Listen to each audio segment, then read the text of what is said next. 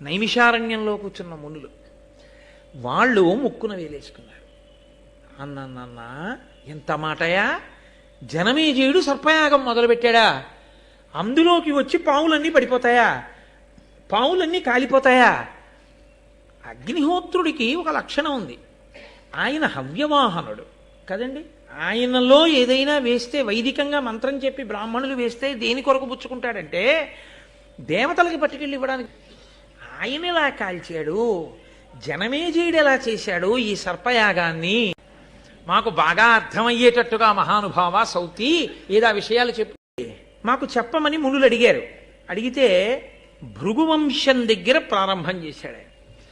ఆ భృగువు ఆయన భార్య పులోమ, వాళ్ళిద్దరూ ఆశ్రమంలో చాలా అన్యోన్యంగా చక్కగా ఆనందంగా జీవితం గడుపుతున్నారు. గృహస్థాశ్రమంలో జీవితం ఎలా ఉండాలో అలా భృగువు జీవితాన్ని గటారం చెయ్యాలి. యజ్ఞోపవీతం ఉన్నవాళ్ళు సంధ్యావందనం చెయ్యాలి.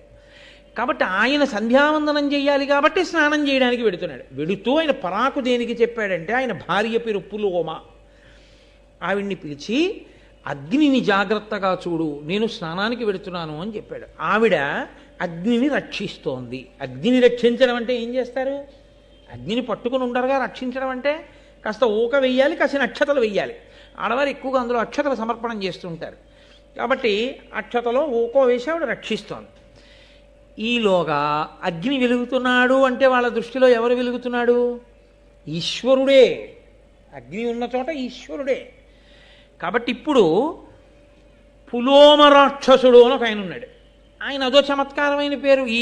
ఈయన భార్య పేరు పులోమ, వచ్చిన రాక్షసుడి పేరు పులోమ. ఇలాంటి సన్నివేశంలో ఆ పులోమ రాక్షసుడికి ఆ పులోమ మీద మనసు ఉండిపోయింది. భృగువు స్నానానికి వెళ్ళాడు, ఈయన గబగబా వచ్చాడంటే ఎప్పటి నుంచో వెతుకుతున్నాడు ఈవిడ ఎక్కడుందని. వాడు వచ్చాడు గబగబా. వచ్చి వాడికి అనుమానం వచ్చింది, ఈవిడేనా పులోమ?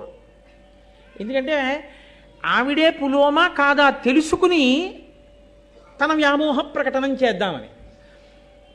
ఎవరిని అడగాలి? అక్కడ ఉన్నది అగ్నిహోత్రుడు ఉన్నాడు, ఆవిడుంది.